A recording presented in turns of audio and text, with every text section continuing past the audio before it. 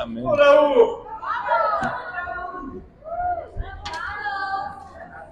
Buenos días, hermanos, increíbles. Wow, que es Dios sin duda, es el que mueve las aguas, amén.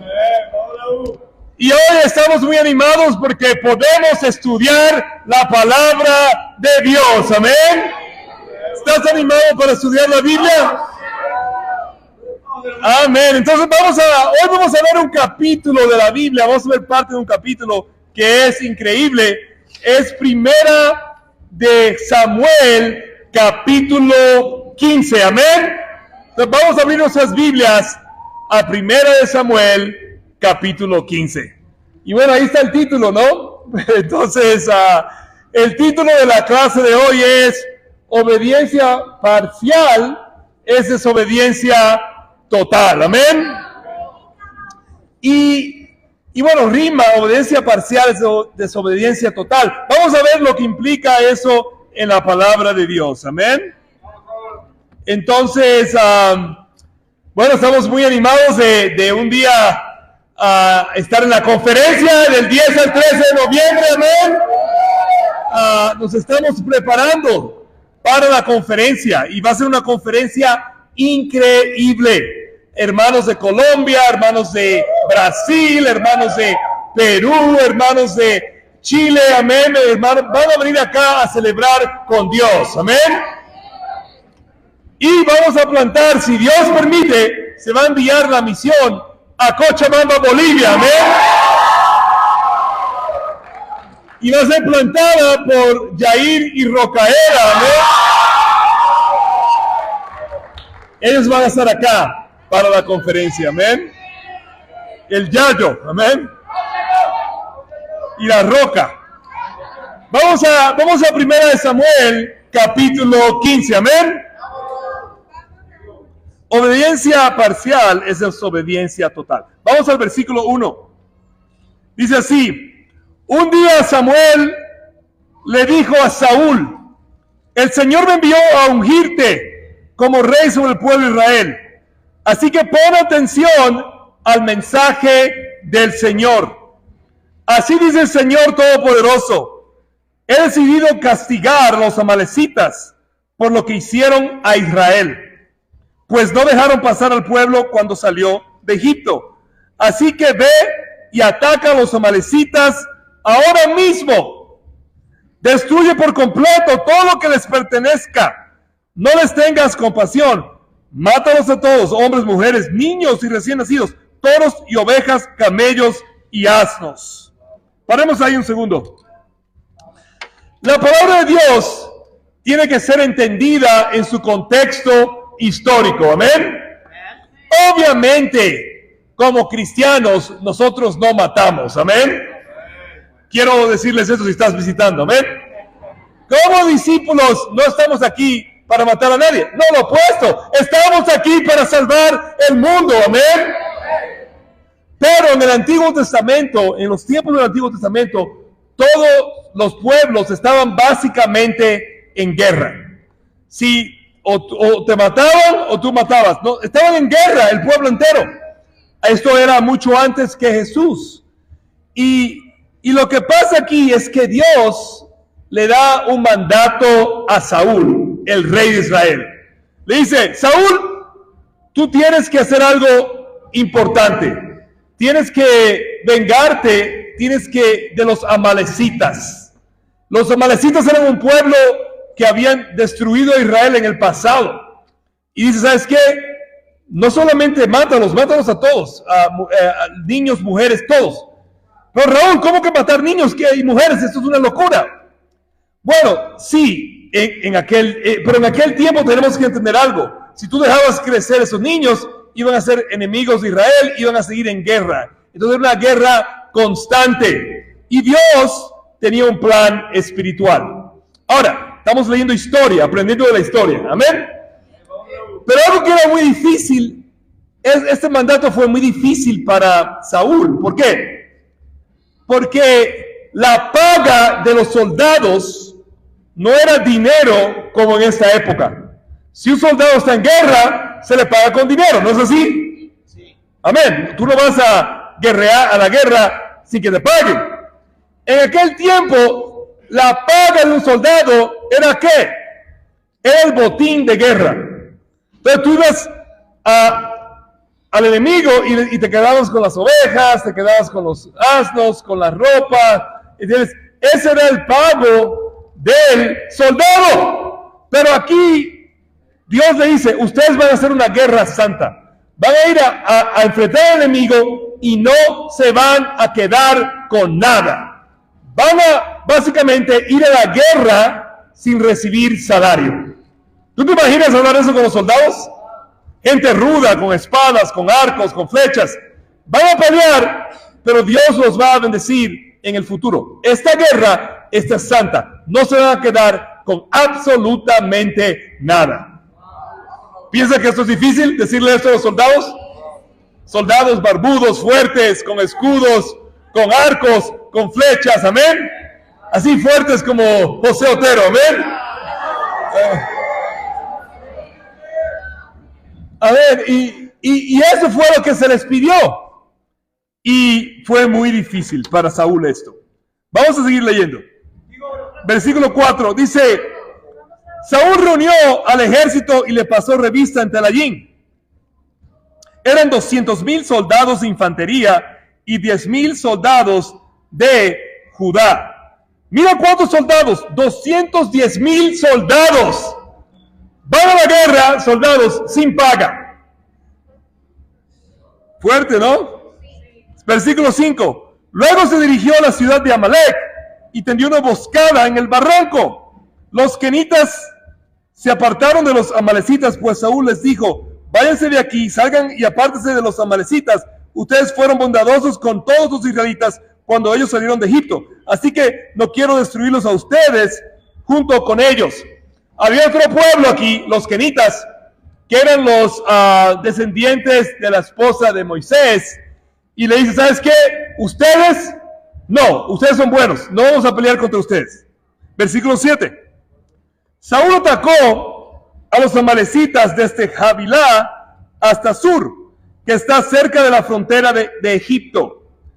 Agag, rey de Amalek, lo capturó vivo, pero a todos los habitantes los mató a filo de espada.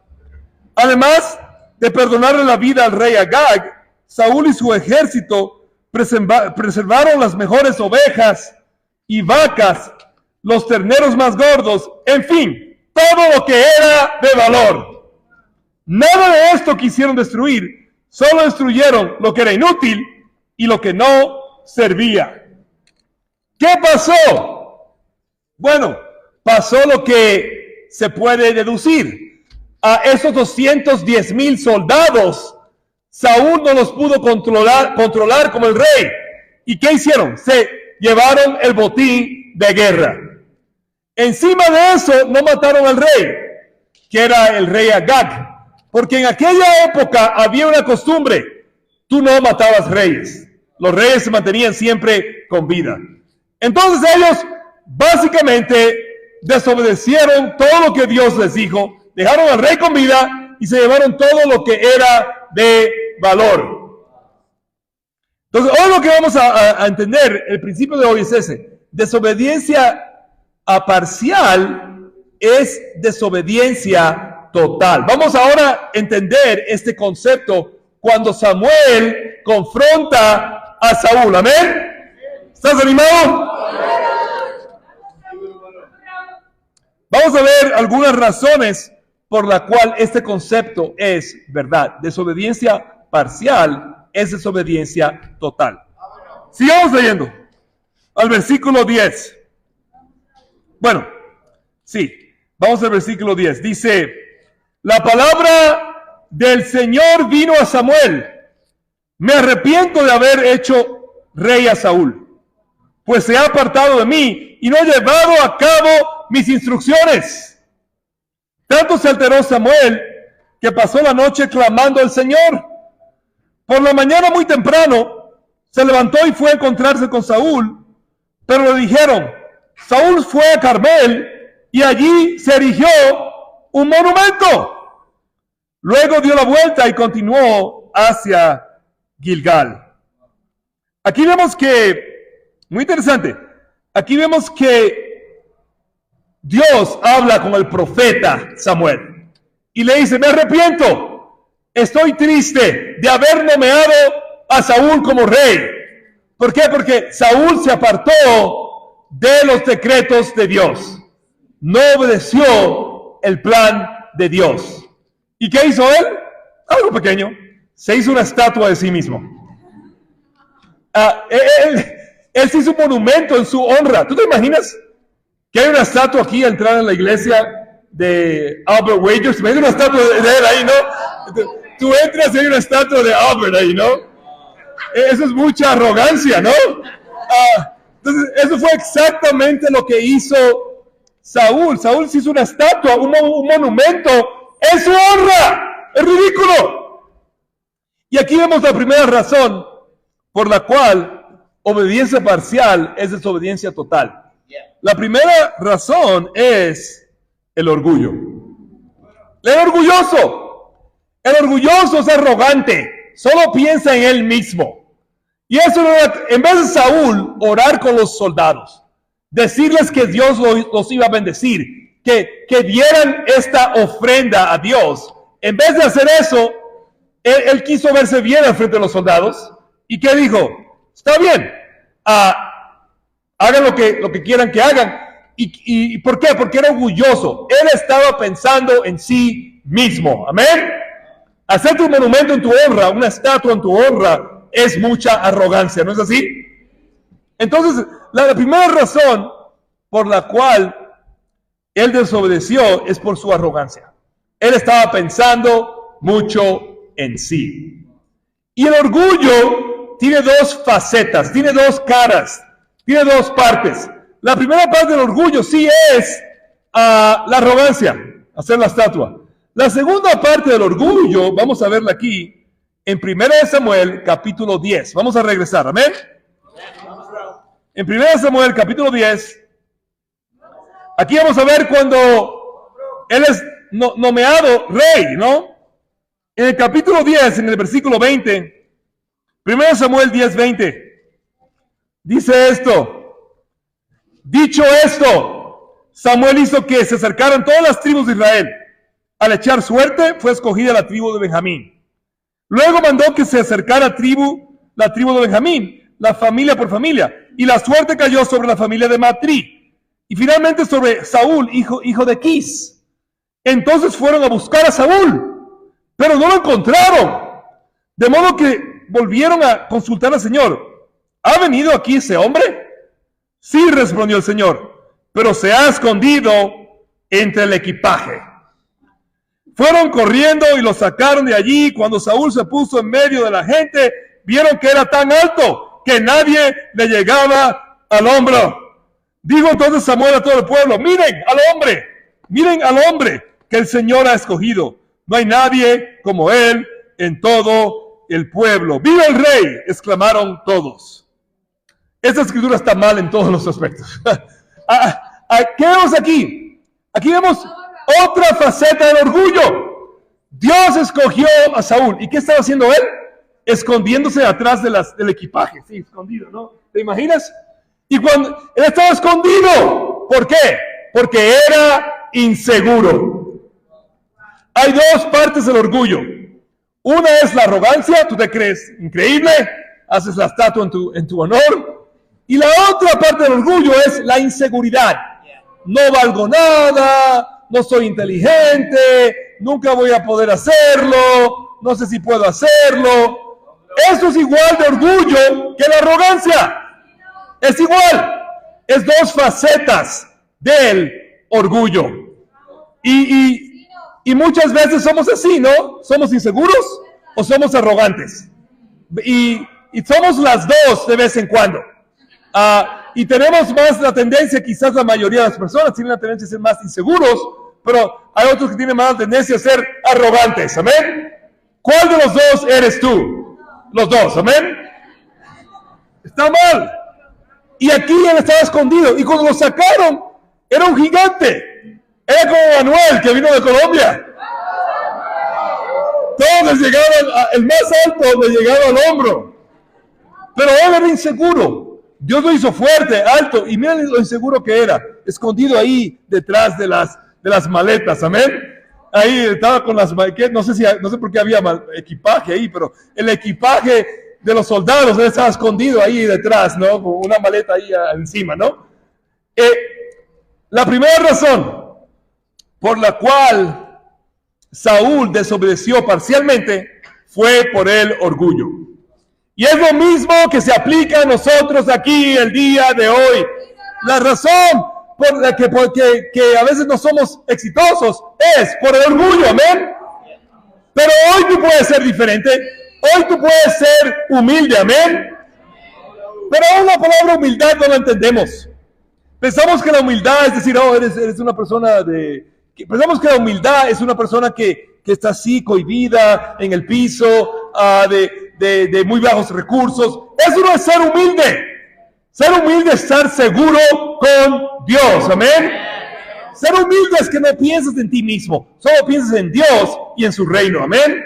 Es más, la persona humilde es la persona más poderosa en la tierra, porque no está pensando en él, está pensando solamente en Dios. Tú eres orgulloso si piensas siempre en ti. ¿Qué debemos de pensar? En Dios. ¿Qué es lo que quiere Dios? ¿Cómo puedo amar más a Dios? ¿Cómo Dios puede ser glorificado? Amén. Y pensar en los hermanos. ¿Cómo ayudar a los hermanos? Pensar en los no cristianos. Vamos a salvarlos. Amén. Y no pensar en ti. Amén. Ese fue el primer problema de Saúl. Regresemos a 1 Samuel capítulo 15. Vamos a ver aquí en el versículo 13. Amén. 1 Samuel 15, 13, cuando lo confronta Samuel. Esto es una locura lo que vamos a ver aquí. Mira esto. Versículo 13. Cuando Samuel llegó, Saúl le dijo, ni lo dejó hablar, ¿no? Le dijo, que el Señor te bendiga. He cumplido las instrucciones del Señor. Y entonces, ¿qué significan esos vallidos de ovejas? Que me parece oír, ha sido sarcástico un poco, ¿no? Le reclamó Samuel. ¿Y cómo es que oigo mugidos de vaca? Son las que nuestras tropas trajeron del país de Amalek, respondió Saúl. Dejaron con vida las mejores ovejas y vacas, y aquí inventa una mentira, para ofrecerlas al Señor tu Dios. Pero todo lo demás lo destruimos. Wow, paremos aquí. Aquí hay algo muy, muy bueno. Saúl va a ser confrontado por Samuel. Samuel le va a hablar y Saúl ya sabe. ¿Y qué dice él? Él habla primero. Yo he obedecido al Señor, que Dios te bendiga. Yo he obedecido al Señor. ¿Sabes qué? Él mintió, pero yo creo que él creyó la mentira. Él creyó, fuimos a la batalla, destruimos muchas cosas, sí, dejamos comida, las mejores cosas, todo. Pero fuimos a la batalla. Yo he obedecido al Señor. ¿Estaba mintiendo? Sí y no. Había parte de él que creía la mentira. Y eso nos pasa a nosotros también. Nos justificamos y creemos la mentira. Y después, encima de todo, creamos excusas religiosas. Creamos justificaciones espirituales. Sí, salvamos a las vacas, las ovejas, porque la verdad es que la vamos a ofrecer al Señor como holocausto. No iban a hacer eso, amén. Pero no, se las quedaron los soldados. Entonces, nos engañamos tanto que en nuestras justificaciones damos razones religiosas por las cuales estamos haciendo lo que estamos haciendo. ¿Cuál es el segundo punto? El segundo punto es justificación. Primer punto es orgullo, segundo punto es justificación. Muchas veces cuando somos confrontados, nos justificamos. No es así, no es tan así, no es... sí, yo hice esto por Dios. No, la Biblia dice obediencia parcial es desobediencia total. Es el principio de la vida de Saúl. Amén. Entonces, tenemos que tener cuidados, hermanos, con la justificación. Cuando alguien te habla con la Biblia, porque te ama, porque te quiere mostrar algo, No te justifiques. No digas, no. Di, bueno, amén. Gloria a Dios. Anímame con las escrituras. Amén. Puedo ser corregido con las escrituras. Sigamos leyendo. Versículo 16. Aquí habla Samuel. Dice, basta. Lo interrumpió Samuel. Ni lo dejó hablar. Voy a comunicarte lo que el Señor me dijo anoche. Te escucho, respondió Saúl. Entonces Samuel le dijo, ¿no es cierto que aunque te creías poca cosa, has llegado a ser el jefe de las tribus de Israel? ¿No fue el Señor quien te ungió como rey de Israel y te envió a cumplir una misión? Él te dijo, ve y destruye a esos pecadores, los amalecitas. Atácalos hasta acabar con ellos. ¿Por qué entonces no obedeciste al Señor? ¿Por qué echaste mano del botín e hiciste lo que ofende al Señor? Yo sí he obedecido al Señor, insistió Saúl. He cumplido la misión que me encomendó. Traje prisionero a Agag, rey de Amalek, pero destruí a los amalecitas. Del botín los soldados tomaron ovejas y vacas con el propósito de ofrecerlas en Gilgal al Señor tu Dios. Otra vez. Aquí lo confronta Samuel otra vez, ¿no? ¿Y qué va a hacer? Se mantiene en su excusa. Se mantiene en su justificación. ¿Y cuál es nuestro tercer punto? Nuestro tercer punto es insistir en las excusas. Hay veces que insistimos. Sabemos que estamos mal. Sabemos que es mentira. Pero insistimos en las excusas. Insistimos en esconder el pecado. Insistimos en no ser quien Dios quiere que seamos. Que Dios quiere que seamos increíbles. Amén. Dios quiere que tú y yo seamos hombres y mujeres de Dios que avancen el reino de Dios aquí en México y en el mundo entero. Amén. Pero aquí insistimos. Yo he visto que le han hablado, hermano, ¿tú has caído en este pecado? No, nunca. Pero se nota algo extraño, ¿no? Y le hablas por años, no. Y después sale a la luz que cayó en ese pecado. Es muy importante, hermanos, que no seamos como Saúl, amén. Que cuando seamos confrontados, no insistamos en nuestras excusas, amén. Como insistió aquí a Saúl. Sigamos leyendo. Versículo 22. Dice, Samuel respondió, ¿qué le agrada más al Señor? ¿Que le ofrezcan holocaustos y sacrificios? ¿O que se le obedezca lo que Él dice? El obedecer vale más que el sacrificio, y el prestar atención más que la grasa de carneros. La rebeldía es tan grave como la adivinación, y la arrogancia como el pecado de idolatría. Y como tú has rechazado la palabra del Señor, Él te ha rechazado como rey. Muy fuerte. Es interesante. Sigamos leyendo aquí, versículo 24. ¿Están conmigo, hermanos? Sí. Dios lo rechazó como rey. En este momento. He pecado, admitió Saúl. Ya cuando ve que Dios lo rechazó como rey, ahí lo admite, ¿no? He pecado. He quebrantado el mandamiento del Señor y tus instrucciones. Los soldados me intimidaron y les hice caso. Pero te ruego que me perdones mi pecado y que regreses conmigo para adorar al Señor. ¡Wow! Increíble. Dios le quitó el liderazgo en ese momento. Dios dijo, yo te he rechazado como rey por no obedecer. Pero si entiendes la vida de Saúl, y muchos de nosotros la hemos leído, él no salió de ser rey hasta muchos años después. Siguió liderando por lo menos 10, 15 años más. Y en ese tiempo quería matar a David siempre. Múltiples veces lo quiso matar porque él sabía que David era el ungido del Señor.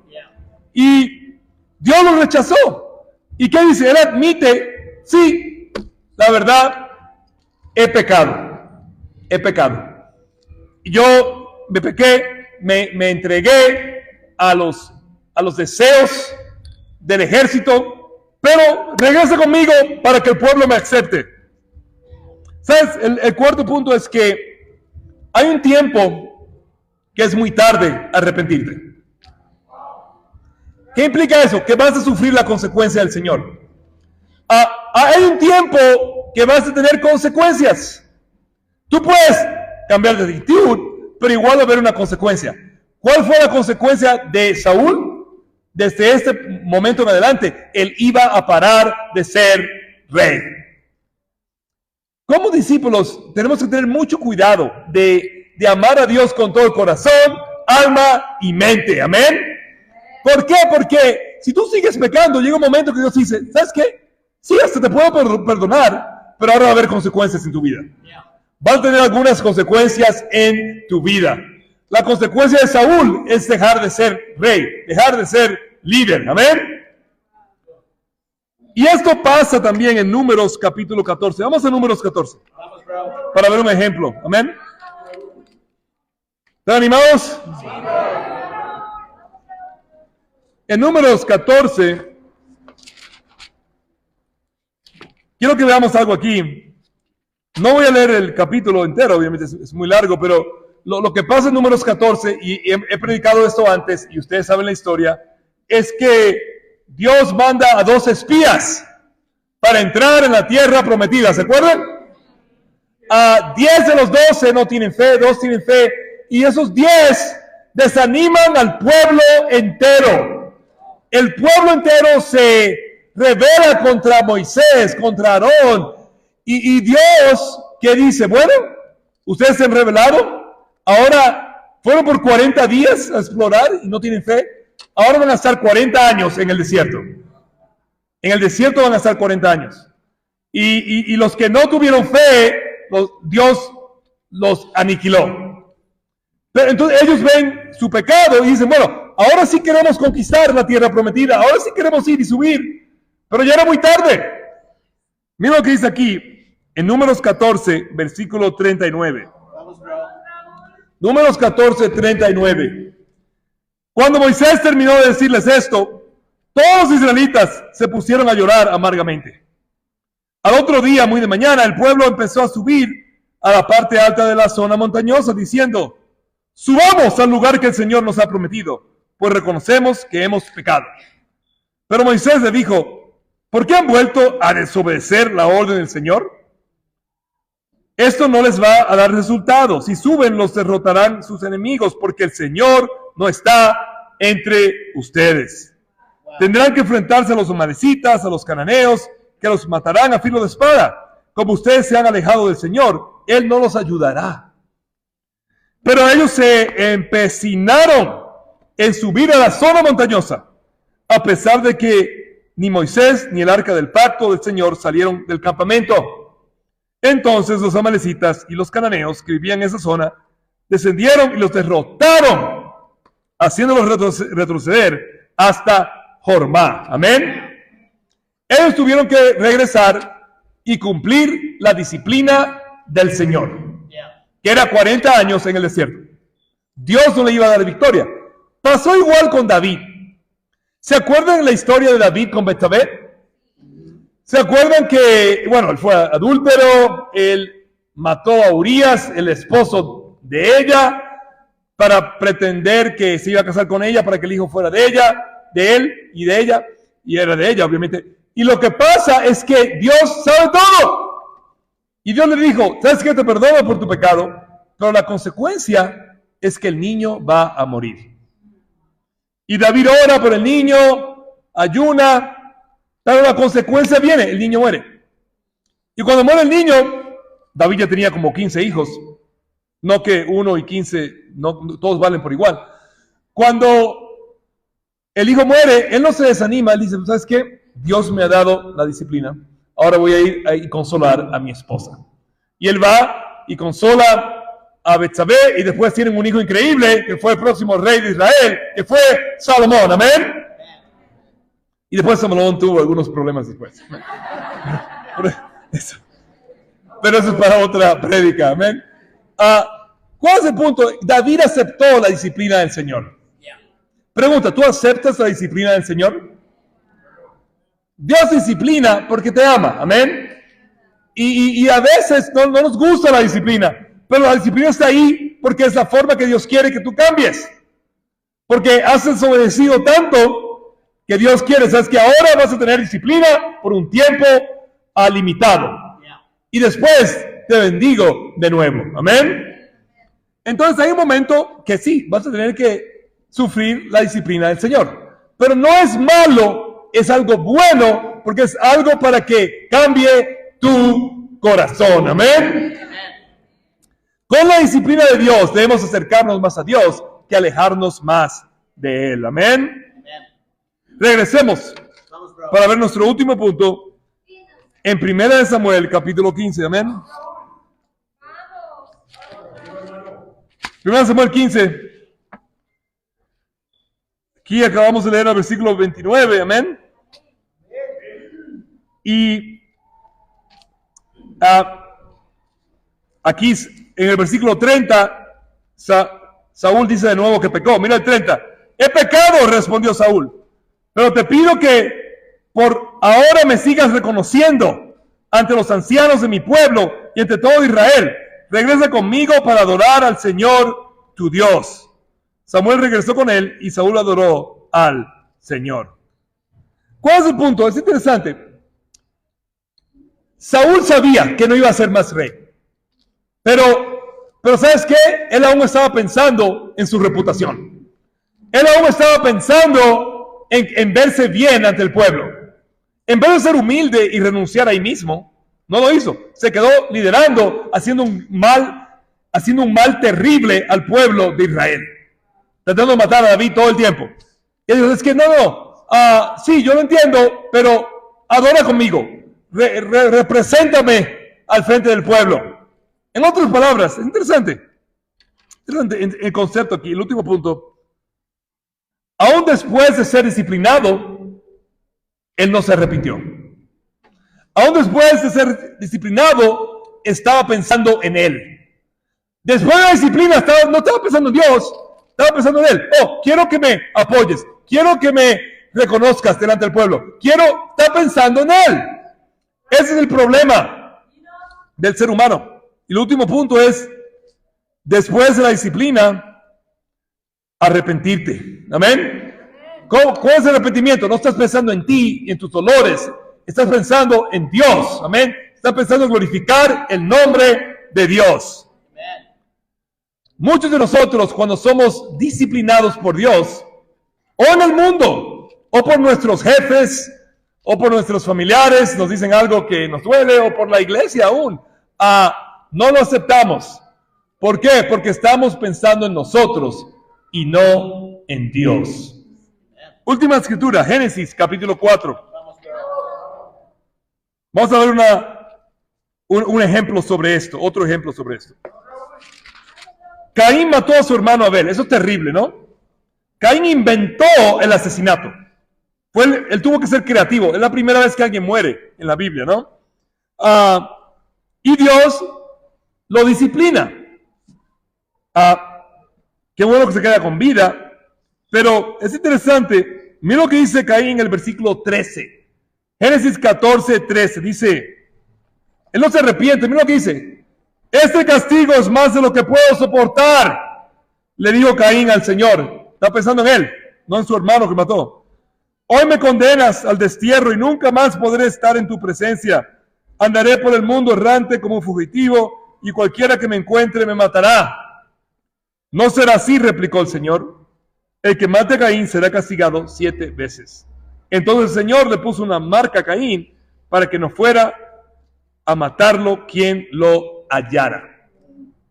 ¿Qué vemos aquí? Caín, aún después de la disciplina, está pensando en él. Es muy fuerte para mí la disciplina. Fue injusto. Pero tú pecaste en la forma que me hablaste. No me lo dijiste con amor. Amén. Somos expertos en manipulación. Pero tú también pecaste en esta área. Pero no aceptamos la disciplina. ¿Sabes qué? Gracias, Dios. Me disciplinaste. Amén. Qué bueno que no morí. Amén. Ahora quiero ser humilde y seguir al Señor. Amén. En conclusión, ¿por qué desobediencia parcial es desobediencia total? ¿Por qué? Porque Dios te ama. Porque Dios quiere que tú seas increíble. Dios no quiere que tú seas un religioso hipócrita como el resto del mundo. Un religioso hipócrita que cree en Dios de la Biblia, pero vive en pecado. Amén. Dios no quiere que tú seas eso. Amén.